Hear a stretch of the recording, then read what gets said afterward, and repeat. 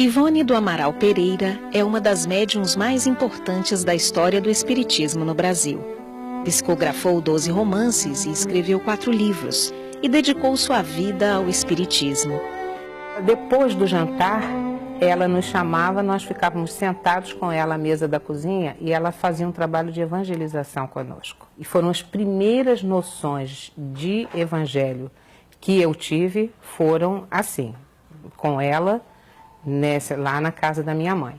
E ela, então, depois de fazer esse trabalho de evangelização com a gente, ela ia para lá, para o trabalho dela. E ela dizia, agora eu vou trabalhar com os meus guias. Ela ficava pela madrugada adentro no trabalho da psicografia.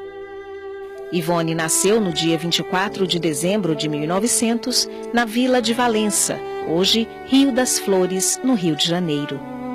Nós demos o nome Centro Espírita Ivone Pereira em razão dela ter nascido aqui em 24 de dezembro de 1900, no antigo sítio do Rapaqueixo. E também pelo fato dela ter participado da recuperação de uma obsessão muito cruel e pertinaz, a qual a minha esposa foi acometida, colocando-a na cama e com até possibilidade de ir com uma cadeira de roda. E lendo as obras de Ivone Pereira, um dia ela nos atendeu dentro da nossa casa e nós ficamos com esse dever moral de fundar o centro. Sabendo que ela tinha nascido aqui, nós partimos para a criação do centro, com muito sacrifício, perseguições, incompreensões, tudo como um teste, né?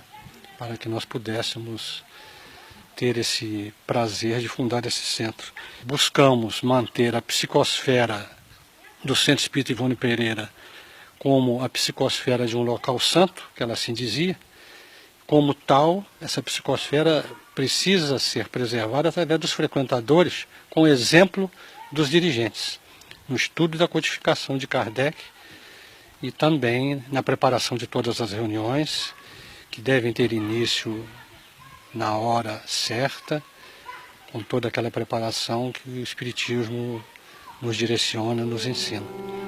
A mediunidade surgiu ainda na infância, assim como as lembranças de uma vida anterior. A infância dela já foi o anúncio da missão, né, na mediunidade.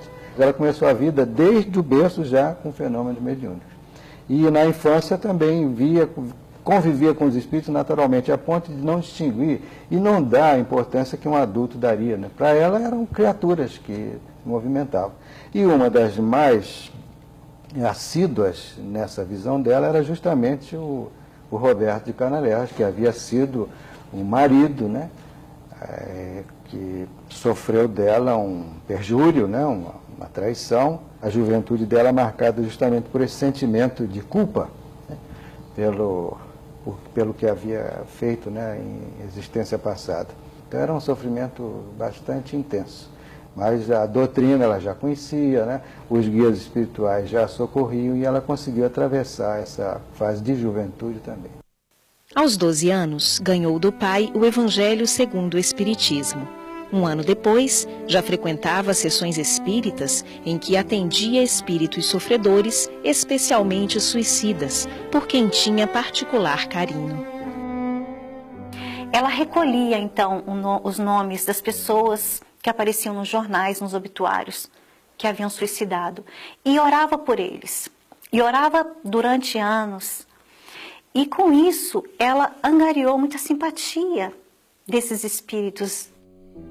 Espíritos como o compositor Frédéric Chopin e os escritores Camilo Castelo Branco e Liev Tolstói eram seus amigos. Ela dizia que Frédéric Chopin, quando se apresentou a ela na Terra, em algumas materializações que ocorreu em seu quarto, ela conseguia sentir um perfume de violeta. E um dia ela falou, mas tem um diferencial deste perfume, porque Charles, o seu mentor, também se apresentava com perfume de violeta.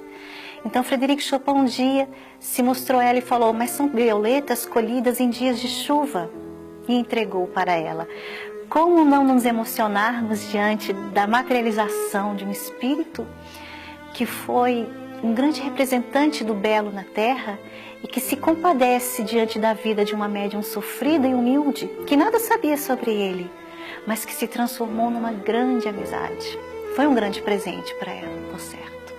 Dos livros psicografados por Ivone, destacam-se a trilogia de romances, Nas Voragens do Pecado, O Cavaleiro de Numiers e O Drama da Bretanha.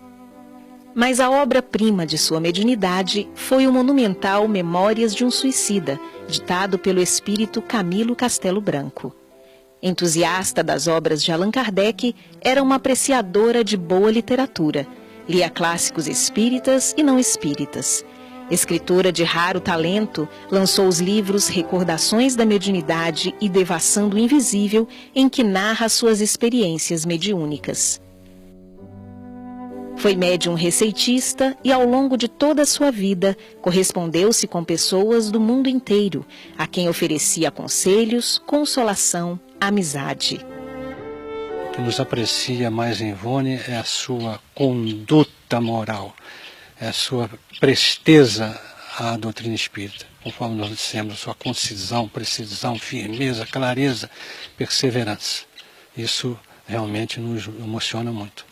Para nós, Ivone é um exemplo que precisa ser seguido por todos os trabalhadores da seara espírita, principalmente na mediunidade, porque é como ela mesma dizia, há que se perseverar, não se pode desejar resultados imediatos, o tempo é que vai confirmar a grandeza do trabalho. Então diríamos que Ivone é uma médium dos mais grandiosos que o nosso país conheceu, que o nosso Brasil conheceu. Pela coragem espiritual que Ivone sempre demonstrou, o médium Chico Xavier a definiu de uma forma que resume toda a vida dessa médium: uma heroína silenciosa.